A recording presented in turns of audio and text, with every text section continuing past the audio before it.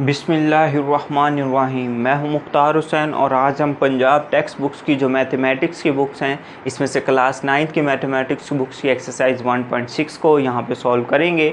1.6 के अंदर हमारे पास क्वेश्चन ये मौजूद है कि using matrices to solve the following system of linear equation by the inversion method और नंबर 2 पे by Cramer rule. Urdu medium की स्टेटमेंट में भी हमें बताया गया कि काल्बों की मदद से अगर मुमकिन हो तो दी गई लीनियर मसावातों के जोड़ों में से मुतगय्यरों की कीमत मालूम करनी। नंबर 1 पे काल्बों के मकूस के तरीके से और नंबर 2 पे हमने क्या करना है, क्रैमर के तरीके से करना है। तो इसमें से मैंने इसका पार्ट नंबर 4 लिखा हुआ और इससे प्रीवियस लेक्चर्स के अंदर जो कि आपको डिस्क्रिप्शन में प्रोवाइड कर दिया जाएगा उसमें हमने क्या किया हुआ है, मैट्रिक्स के इन्वर्जन मेथड यानी कि काल्बों के मकूस के तरीके से हल करने का तरीकाकार सीख लिया था।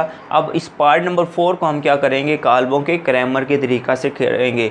याद रखिएगा एक्सरसाइज के अंदर हमें हर क्वेश्चन को क्रैमर के तरीके से और इन्वर्जन मेथड से भी करने के लिए कहा गया। तो क्वेश्चन नंबर 1 के आपके पास टोटल 8 पार्ट्स हैं इसके मौजूद। तो आप लोग ऐसा कीजिएगा, कोई से 4 जो है उन्हें आप क्रैमर के तरीके से कर लीजिएगा और कोई से 4 जो है उन्हें आप जो है वो माकूस के तरीके से कर लीजिएगा, ताकि आपकी प्रैक्टिस भी हो सके और आपको हर क्वेश्चन को करने का तरीकाकार भी पता चल जाए। तो अब मेरा मकसद होगा कि आपको क्रैमर के तरीके से इसे सॉल्व करने का तरीकाकार बता दें। तो सबसे पहले हम उसे बोलते हैं इन मैट्रिक्स फॉर्म।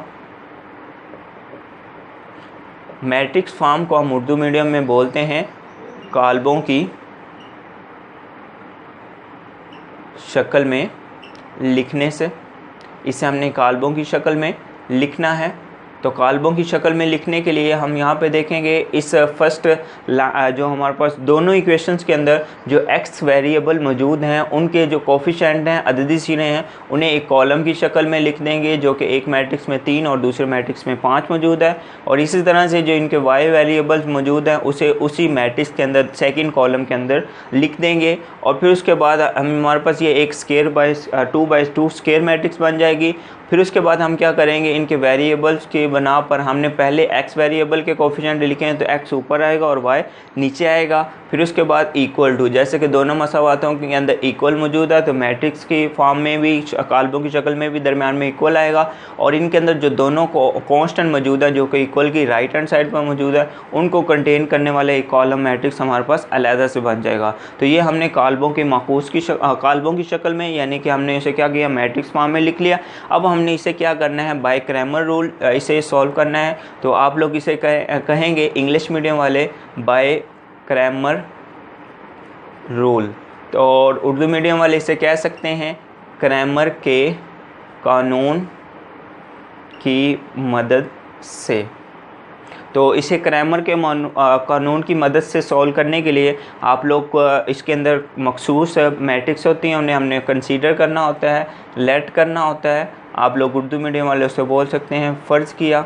तो ज़रा देखिएगा, फ़र्ज़ करने के साथ साथ मैं इन्हें सॉल्व भी करूँगा। याद रखिएगा क्रैमर के तरीके के मुताबिक हमारे पास ये जो वेरिएबल x होता है वो दरअसल बराबर होता है ax मैट्रिक्स के डिटर्मिनेंट मक्ता ओवर में a के मक्ता यानी कि डिटर्मिनेंट के बराबर होता है। और इसके अलावा ये भी याद रखिएगा जो y वेरिएबल है वो हमारे पास y मैट्रिक्स का डिटर्मिनेंट यानी कि मक्ता ओवर में a के मक्ता के बराबर होता है। तो फर्स्ट ऑफ ऑल मैं x मैट्रिक्स को यहाँ पे सॉल्व कर रहा हूँ। x वेरिएबल को मालूम करने के लिए इसे हम सॉल्व कर रहे हैं। तो x वेरिएबल को मालूम करने के लिए हमें यहाँ पे ax मैट्रिक्स लिखनी पड़ेगी।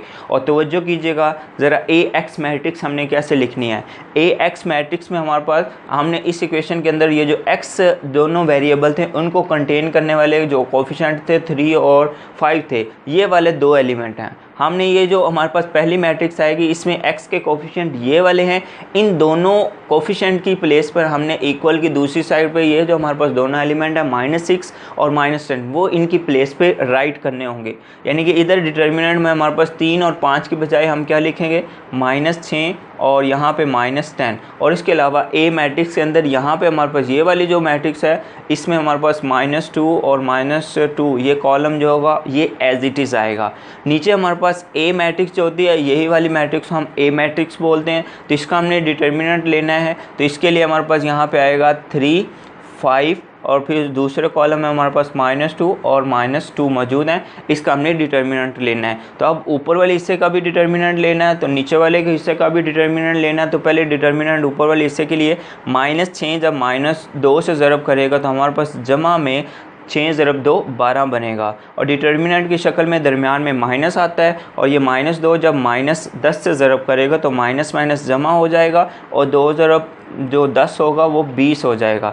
नीचे वाले हिस्से का डिटर्मिनेंट लेने के लिए 3 को जब -2 से ज़रब किया जाएगा तो माइनस में 6 आएगा। डिटर्मिनेंट की फॉर्म में मक्ता की शक्ल में दरमियान में माइनस आता है, ये इससे मल्टीप्लाई करेगा तो ये माइनस हमारे पास आएगा, माइनस में जमा माइनस माइनस और 5 × 2 10, तो ये -10 आएगा। इससे जो हासिल होने वाला माइनस है वो इस माइनस के साथ मल्टीप्लाई करने के बाद इसे प्लस कर देगा, और जो 10 एलिमेंट है वो एज इट इज़ लिखा जाएगा। अब मज़ीद इसे हम देखेंगे, यहाँ पे हमारे पास x बराबर आ जाएगा। जब 12 में से हमने -20 करना है तो हमें माइनस में 8 मिलेगा, और नीचे वाले हिस्से में से -6 और जमा 10 को हल करेंगे तो हमारे पास जमा का 4 मिल जाएगा।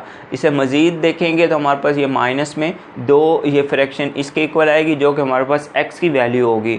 अब हमने क्या करना है, y वेरिएबल मालूम करना है। क्रैमर के रूल के मुताबिक y जो होता है वो a y मैट्रिक्स के डिटर्मिनेंट ओवर में a के डिटर्मिनेंट यानी कि मक्ता के बराबर होती है। तो इस y को मालूम करने के लिए हमें फर्स्ट ऑफ ऑल क्या करने पड़ेगी, a y मैट्रिक्स को डिटर्मिनेंट की फॉर्म में लिखना पड़ेगा। a y मैट्रिक्स के लिए याद रखिएगा ये जो y के कोफिशिएंट थे -2 और -2, ये दोनों हमारे पास जो है वो बाई चांस -2 ही मौजूद हैं। इन दोनों की प्लेस पे हमने ये कांस्टेंट लेने होते हैं, और ये जो आपके पास कॉलम है ये इसमें एज इट इज़ आएगा। a मैट्रिक्स है, ये जो कॉलम है इसके अंदर 3 और 5 मौजूद हैं, ये एज इट इज़ अपनी ही प्लेस पे रहेगा, फर्स्ट कॉलम की प्लेस पे रहेगा। सेकंड कॉलम की प्लेस पे हमने क्या करना होगा, -6 और -10 यहाँ पे पुट करना होगा, और नीचे वाले हिस्से में हमारे पास a मैट्रिक्स का डिटर्मिनेंट लेना है। तो ये जो हमारे पास एक स्क्वायर मैट्रिक्स होती है यही दरअसल a मैट्रिक्स होती है। तो इसके अंदर एलिमेंट 3 और 5 पहले कॉलम में मौजूद है, दूसरे कॉलम के अंदर -2 और -2 मौजूद है।